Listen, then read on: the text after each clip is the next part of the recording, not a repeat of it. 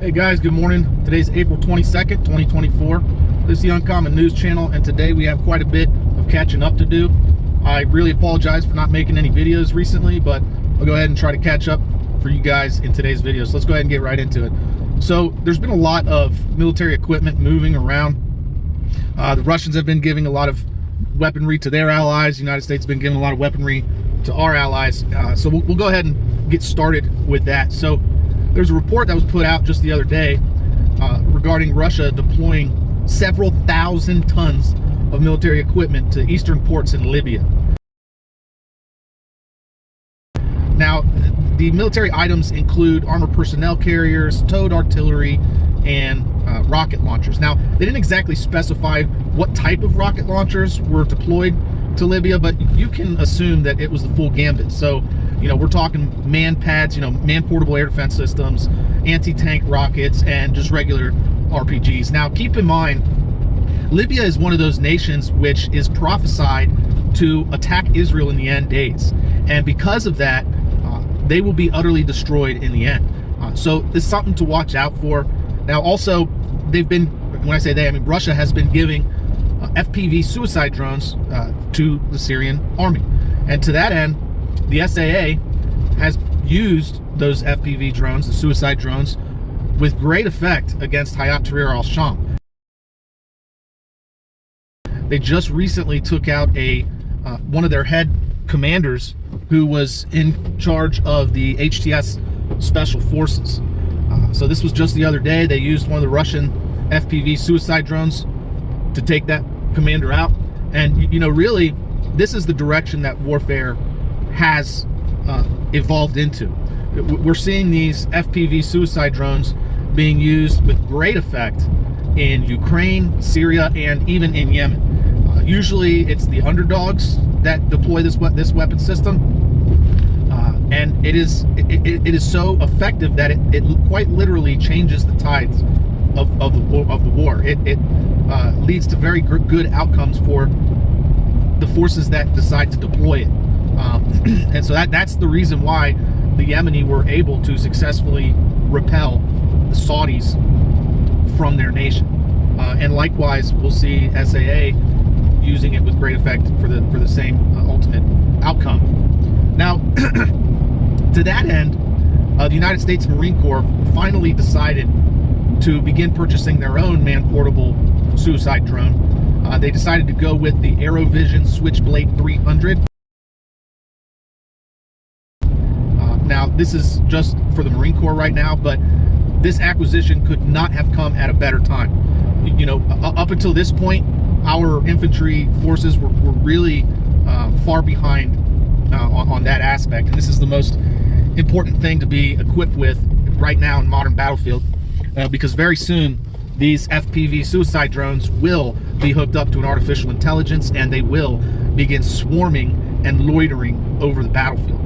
And there are vulnerabilities to these systems which can be exploited. Nevertheless, they're not exactly being exploited right now. So that's not the thing to concern yourself about. These drones are very effective, they're very dangerous, they're very cheap, and they have proliferated worldwide now. So this is the direction that warfare is going, and it's actually good news that the United States Marine Corps has now finally decided to equip their Marines with a man-portable suicide drone. So to that end, also regarding U.S.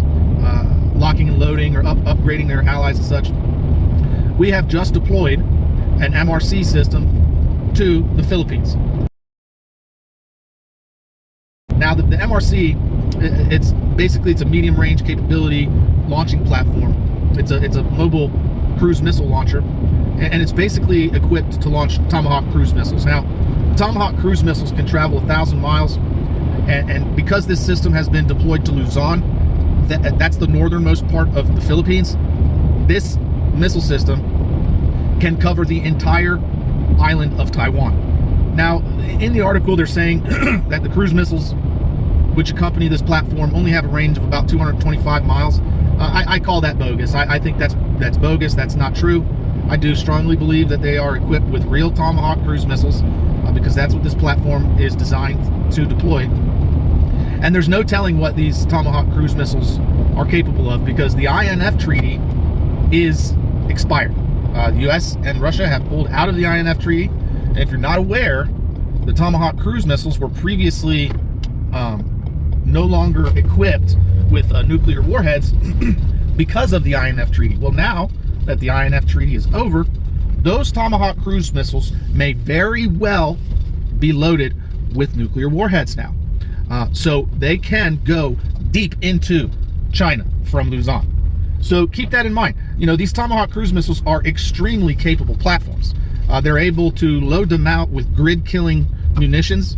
You know, so they could literally launch a Tomahawk cruise missile 1,000 miles into China and take down their grid with the Tomahawk cruise missile. They've got all kinds of different things that they can do with Tomahawk cruise missiles. But right now, being that they're deployed in Luzon, it's very, very well likely that they intend to use these missiles to protect Taiwan in the event of an invasion. So to that end, China cannot invade Taiwan without taking very serious losses, because the Philippines now have not only the fastest cruise missile in the world, the BrahMos naval defense system, which can take out Chinese aircraft carriers like that, but now they also have Tomahawk cruise missiles, which can go deep into China, take out their grid, or even nuke a city. So this is a very serious development, and if China wants to attack Taiwan, now they'll first have to attack Luzon and take out those missiles. So keep that kind of thing in mind. Now, regarding another story that's kind of off topic, I've been trying to follow the water situation in Mexico City. You know, Mexico City has a population of roughly 22.5 million people, and they've been running out of water. They only have, as far as I'm aware, a few more weeks left of water. And the reservoir does have a leak as well. So it's not looking good for the 22.5 million people in Mexico City. Now, a new problem has arisen in Warz.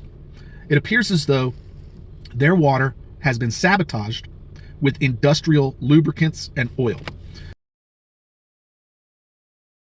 People in Warz are complaining about the smell of gasoline in their tap water. They can't take a shower with it. They can't drink it.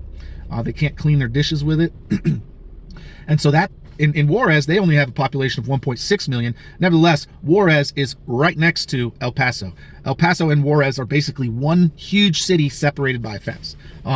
And what are those people going to do if the entire city is water supply is sabotaged?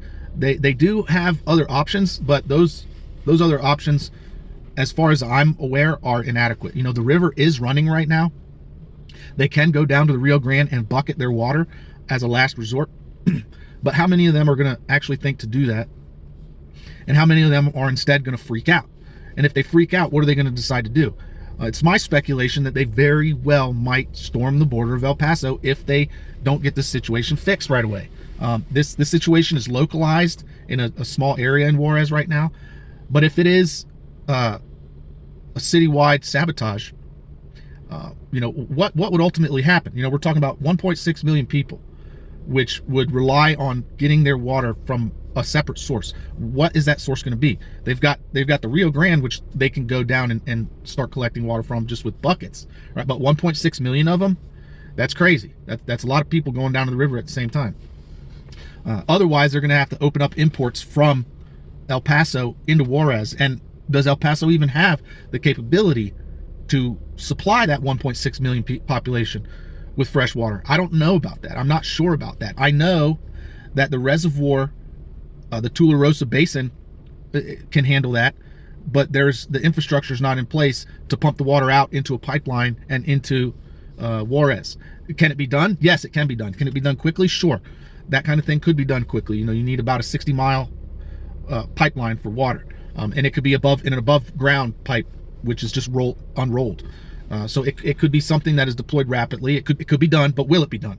I don't know. So these are some things that we need to keep our eyes on. You know, guys, I really do believe that this water problem in Mexico is a judgment from God. You know, the Mexican military, the Mexican police, they have been turning their backs on the children, which have been kidnapped and slaughtered by these cartel members and savages operating in Mexico.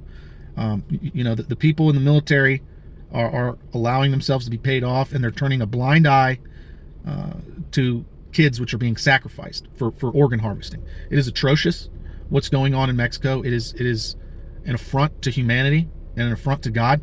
And so for that reason, I do believe that judgment is occurring right now on the people of Mexico, and they are not paying attention, because this is the kind of thing that is still occurring in Mexico. And I do strongly believe that until they go to war against the people, savages that are mutilating children, the water problem is not going to get fixed. And then that judgment is going to come upon us very soon, because we are not holding them to account either, and we are not helping those children either. We are letting them come in to the United States and go to whoever's purchasing them or trafficking them. So our judgment is coming as well. You know, I do believe that because they've turned their backs on the children, you know, when they cry out to God for water, for clean water, he's going to turn his back on them as well, just as they turn their backs on the children. So anyways, guys, that's my 2 cents on all that. That is, as far as I'm aware, that those are the updates.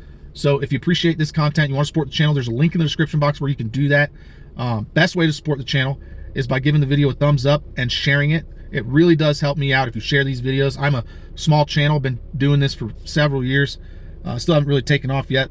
But if you share the videos, give me a thumbs up and comment, then the algorithm will recommend these videos to other people who are watching similar videos. So that would greatly help my channel to grow. So please, when I say like, share, comment, subscribe, please, if you want to help my channel out, do those things. Anyways, thanks for watching, guys. Thanks for listening. And as always, don't forget, help out your neighbors. Bye.